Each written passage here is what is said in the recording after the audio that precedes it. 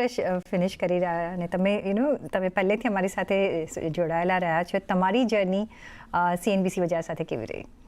સૌથી પહેલાં તો તમને બધાને ખૂબ ખૂબ ધન્યવાદ. Congratulation. 11 years is a long time અને હું બહુ ખુશ છું કે I been there for the journey since the beginning. So happy to be here. I think 11 વર્ષમાં આપણે મોરલેસ તેજી જ જોઈ છે, રાઈટ? કારણ કે અમે આવી ગયા હતા. કારણ કે તમે આવ્યા છો. So I think you started on a good note. Let's hope કે નેક્સ્ટ 11 વર્ષ બી આવી તેજી રહે બજારમાં. કારણ કે 2014થી આપણે તેજી ચાલુ થઈ છે અને ઓફકોર્સ કરેક્શન્સ ને વોલિટિલિટી રહે, પણ મોરલેસ મિડ કેપ સ્મોલ કેપમાં બી આપણે બહુ સારું એવું ગ્રોથ જોયો છે. તો I think it's been a exciting part of India's market. જે 2008થી લઈને 2013ની જે અનસર્ટન ફેઝ હતી, જે NPA ઇશ્યુઝ થયા બેન્કિંગ સિસ્ટમ, એ બધાને પાર કરીને પછી આપણે એક નવો ફ્રેશ ઇનિંગ સ્ટાર્ટ કરી બજારે, and that's where we are. So all the best. Thank you so much. પણ મીરભાઈ, જે તમે કહ્યું કે પાછલા 11 જે વર્ષ આપણે ગણીએ એક ફોર્મેટિવ યર્સ રહ્યા છે from the point of nation building, economy, markets, અને આ એક બેઝ બનાવ્યો છે આપણે, અને એ જ બેઝ અત્યારના આપણને કામ લાગી રહ્યો છે બિકોઝ એટલી બધી અનસર્ટનિટી છે, પણ આપણા માર્કેટ ઘણા રેઝિલિયન્ટ રહ્યા છે. હજી પણ આ ટેરિફનું હવે જોવું જ રહ્યું કે 9 જુલાઈએ શું થાય છે, પણ બાયલેટરલ ટ્રેડ અગ્રીમેન્ટ્સ આપણા કદાચ થઈ શકે છે. ઘણા બધા ડિફેન્સમાં આપણે જે સાંભળી રહ્યા છે થયું છે. કઈ રીતના તમે જુઓ છો વન્સ ધીસ સરપાસીસ માર્કેટ કેવી રીતના આગળ બિહેવ કરી શકે છે? શ્યોર.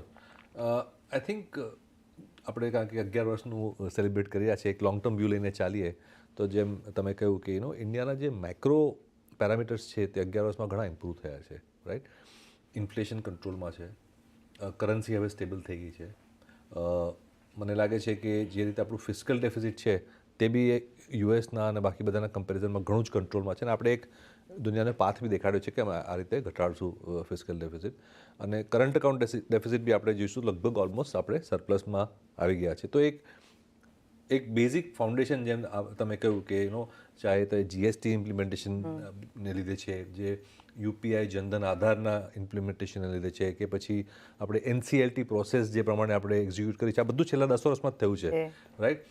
તો એ બધાને આપણે એક સ્ટ્રક્ચરલ રીતે જોઈએ તો એક સારો બેઝ બની રહ્યો છે.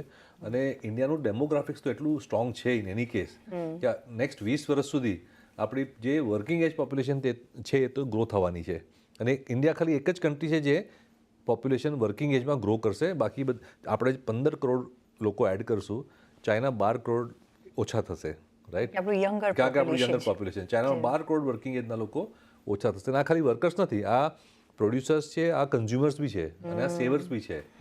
તો આપણે જ્યારે એક કોન્ફિડન્સથી કહીએ છીએ કે ઇન્ડિયાની ગ્રોથ રેટ દુનિયાની ગ્રોથ રેટ કરતાં વધારે રહેશે, this is because of that. એમાં પછી કઈ પાર્ટી પોલિટિક્સમાં છે કે ગવર્મેન્ટમાં છે એનાથી કોઈ ફરક નથી પડવાનો, કારણ કે આ તો આપણું એક ઇનહરન્ટ ઇકોનોમીનું સ્ટ્રેન્થ છે. તો આઈ થિંક એ રીતે આપણે જઈને જોઈએ તો એક લાંબી તેજી થઈ શકે છે ઇન્ડિયામાં. અને મને લાગે છે ઇન્ટરેસ્ટ રેટ્સ હજુ બી નીચે આવશે, ઇન્ફ્લેશન જો કંટ્રોલમાં રહેશે તો.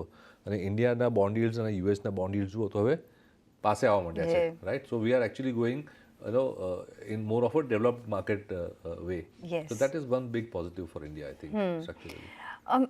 તમે કહ્યું કે ઇન્ડિયા વિલ ગ્રો, રાઈટ? અને there is no second question about it. પણ જે valuation point of view compare to the Asian markets જો આપણે જોઈએ તો હજી પણ ઇન્ડિયન માર્કેટ્સ મોંઘા છે. કઈ રીતના તમે જુઓ છો?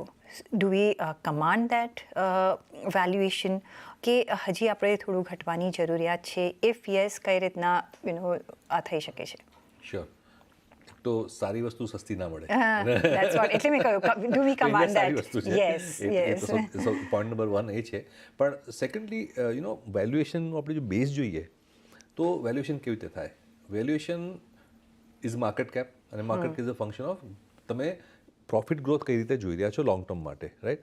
આમાં સૌથી ઇમ્પોર્ટન્ટ એ છે કે પ્રોફિટ ગ્રોથ લોંગ ટર્મ માટે સસ્ટેન થશે કે શોર્ટ ટર્મ માટે સસ્ટેન થશે. કારણ કે જો સારો અને high profit growth long term માટે સસ્ટેન થાય તો જે લોંગ ટર્મ પ્રોફિટ્સની વેલ્યુ છે તે નિયર ટર્મ પ્રોફિટ્સ કરતાં બહુ વધારે આવે છે in the current valuations also. આપણે સ્ટોક્સમાં બી જોઈએ, ઘણા સ્ટોક્સ આપણને બહુ મોંઘા લાગતા હોય છે, ખાસ કરીને હાઈ ગ્રોથ સ્ટોક્સ.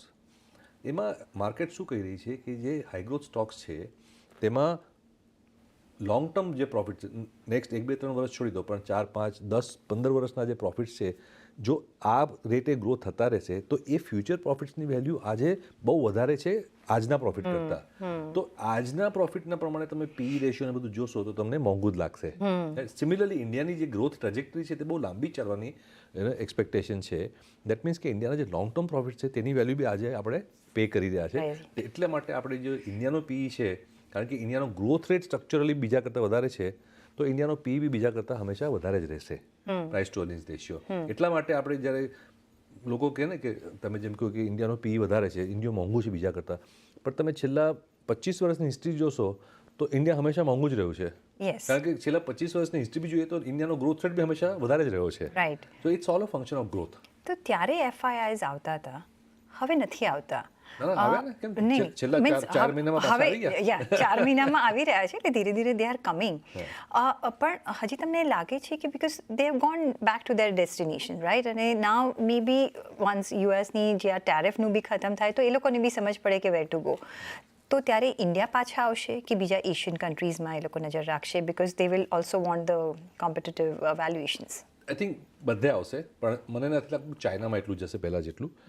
કારણ કે ચાઇના પરથી લોકોનો ભરોસો હવે પહેલાં કરતાં ઓછો છે.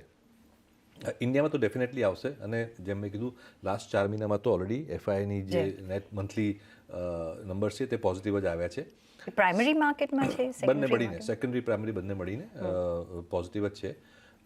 સપ્ટેમ્બરથી ફેબ્રુઆરીમાં જે આપણે સેલિંગ જોયું એફઆઈનું એ તો નેગેટિવ હતું જ અને મોટું નંબર હતો, પણ સપ્ટેમ્બરની પહેલાં બી જોશો તો પાછા બાયર્સ જ હતા એ લોકો. જાન્યુઆરીથી ઓગસ્ટ 24 દે વેર બાયર્સ, પછી 4-5 મહિનાનું સેલિંગ આવ્યું અને પાછું છેલ્લા 4 મહિનામાં બાઇંગ આવી ગયું છે. તો એક આપણે કોમન ટ્રેડ જોઈશું તો શું થયું કે જાન્યુઆરી 24થી લઈને સપ્ટેમ્બર 24 સુધી ડોલર સ્ટેબલ હતો. પછી સપ્ટેમ્બર 24થી ફેબ્રુઆરી સુધી ડોલર સ્ટ્રેન્થન થવા માંડ્યો. DXY ખાસ કરીને ડોલર અગેન્સ્ટ રૂપી ઓલ્સો અને અગેન્સ્ટ અધર કરન્સીઝ ડોલરની સ્ટ્રેન્થ આવી.